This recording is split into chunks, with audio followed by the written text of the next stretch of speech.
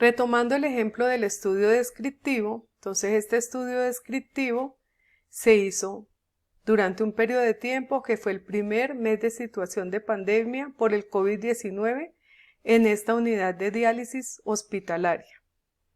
Vemos que encontraron, ¿no es cierto?, una elevada prevalencia del COVID-19 positivo en los pacientes de la unidad de la diálisis, donde se destaca un elevado número de pacientes asintomáticos detectados por esa prueba de cribaje PCR al total de los pacientes, y algunos de los profesionales presentaron algún tipo de sintomatología correspondiente con la clínica del COVID-19, pero se detectaron pocos casos con PCR positivo, que ellos dijeron que solamente fueron 4 profesionales de los 44, es decir, solamente el 9%.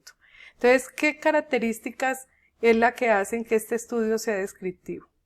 Por un lado, describió la frecuencia de la enfermedad, ¿no es cierto? Nos dijeron cuál fue la prevalencia tanto en los pacientes como en el personal médico, cuántas personas murieron, nos dieron unas tasas de mortalidad, unas tasas de prevalencia, unas tasas de pacientes asintomáticos, es decir, portadores del virus, y de aquellos que presentaron signos clínicos también.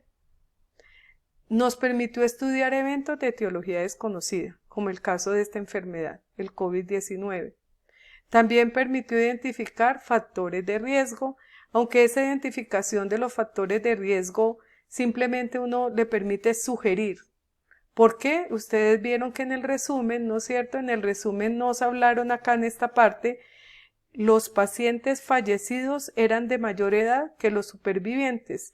Es decir, que ese aspecto, y con otros estudios que hicieron en otros países, permitieron generar hipótesis que por medio de estudios, ¿no es cierto?, de casos y controles, se está comprobando que realmente la edad de las personas y además los factores predisponentes, que hay enfermedades que hacen que hayan personas más susceptibles de morir por esta enfermedad.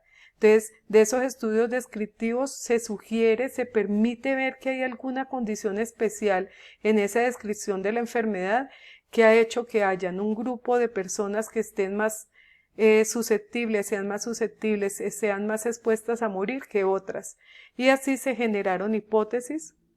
También permite la evaluación de los servicios de salud, porque vemos que ahí, a pesar de que habían 44 personas médicas del servicio médico, solamente 4 de ellas, o sea el 9%, estaba infectado, pero eso entonces permitió saber qué tan eficiente eran en las medidas que estaban adoptando para para controlar la transmisión de la enfermedad desde los pacientes al personal médico o viceversa.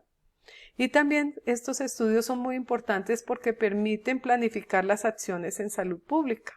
¿Por qué? Porque de todos esos estudios descriptivos, hablando del ejemplo del COVID-19, es que se han implementado las medidas, ¿no es cierto? Se han dado los lineamientos, esas medidas preventivas, tanto a nivel poblacional como a nivel individual. Y es en donde se ha permitido saber que con el autocuidado, con el lavado y desinfección de manos, con el uso del tapabocas y con unas medidas de control de distanciamiento social y demás, la enfermedad puede disminuir su presentación. Entonces, esa es la utilidad de los estudios descriptivos. ¿Por qué no es un estudio de prevalencia?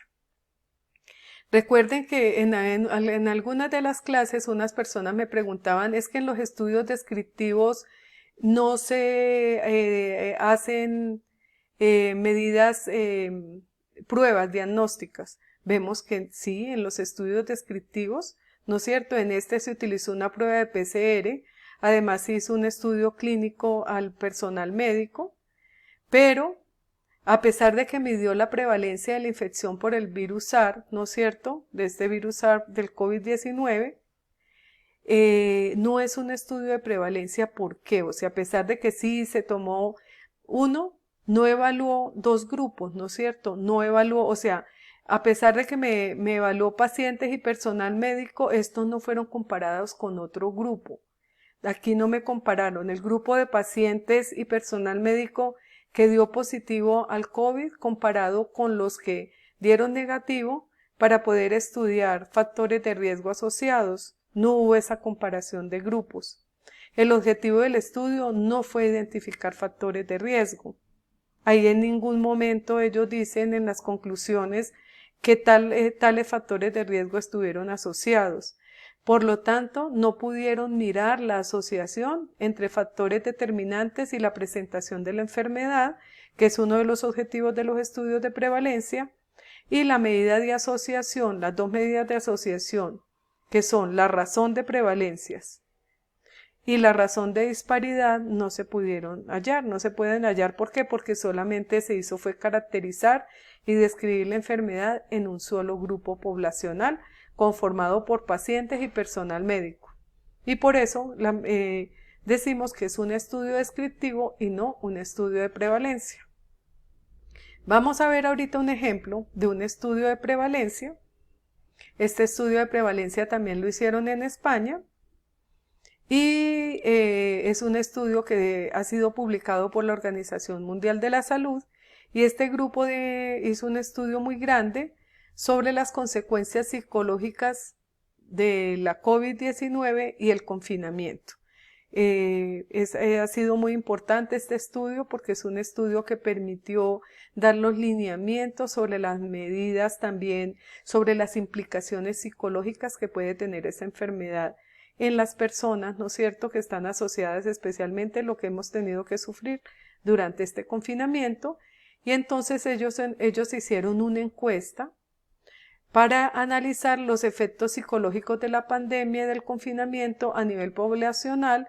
Ellos realmente hicieron dos estudios, uno muy grande a nivel poblacional y otro, de acuerdo a los resultados que hicieron del primer estudio, sacaron este segundo, donde evaluaron 5.507 personas a las cuales les aplicaron una encuesta estructurada, una encuesta que tuvo que ser validada, y evaluaron los efectos psicológicos. Estas son estudios que se llaman estudios sociales, en donde evalúan el efecto psicológico de acuerdo a unas variables y a unas escalas que los psicólogos manejan, para ver los efectos emocionales, cognitivos y conductuales, tanto derivados de la epidemia como tal, como derivados del confinamiento.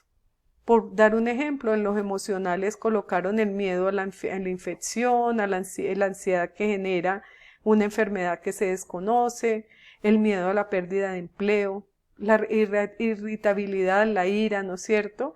También la gente con todos los problemas psicosociales que hemos escuchado, de parejas que se separan, de problemas que hay a nivel familiar porque el contacto permanente durante tiempo prolongado, la ansiedad por la salud y otra cantidad de factores aquí que me parecieron muy interesantes. Mire, derivadas del confinamiento emocional, la ansiedad, la irritabilidad, el estado del ánimo negativo. Entonces, este fue un estudio de prevalencia que ha sido fundamental para mirar el impacto que tiene a nivel psicológico, y lo miraron desde estos dos puntos de vista. Entonces, los estudios descriptivos, de prevalencia, entonces permiten encontrar posibles factores de riesgo y protectores asociados a los efectos psicológicos de la pandemia. Encontraron que realmente esas personas o nosotros que hemos estado sometidos a esos tiempos de cuarentena tan altos, se ha mostrado que hay riesgos especialmente los emocionales, también conductuales, que tiene que ver con el sedentarismo, problemas de convivencia, la ideación suicida se ha aumentado en muchos países. Entonces ha permitido encontrar esos factores asociados, también establecer la prevalencia de esos efectos psicológicos en la población. Permitió generar hipótesis para estudios posteriores. En este momento se está desarrollando el estudio de casos y controles más grandes que hay. Es uno de los más grandes que se ha hecho. Es multicéntrico, que se está realizando con las personas que fueron positivas al COVID-19 y los controles para poder identificar unos factores de riesgo, porque recuerden que los estudios de prevalencia tienen limitaciones, sesgos de información y de selección que también pueden tener los estudios de casos y controles, pero en este caso, este estudio de casos y controles se está haciendo con casos incidentes, o sea, con casos que diagnosticaron en este periodo, o sea que esos sesgos de memoria se están controlando y este estudio va a ser muy importante porque nos va a permitir conocer un poco más sobre la epidemiología y sobre las medidas realmente preventivas que van a salir, porque se van a poder identificar unos factores de riesgo asociados con la enfermedad. Y ¿por qué también es importante los estudios de prevalencia? Porque compara grupos de riesgo alto y bajo y pueden permitir mirar qué factores hacen, o sea, que afecten de manera psicológica a estas personas para que se tomen especialmente medidas en salud pública. Esto ha llevado a que se establezca que debe haber un apoyo psicosocial muy importante, porque no solamente es el miedo que genera el estar expuesto a una enfermedad desconocida, sino también ese miedo, ¿no es cierto? Y esos problemas generados por la convivencia, por la pérdida de empleo y demás que ya les hablé. Entonces, estos estudios son muy importantes.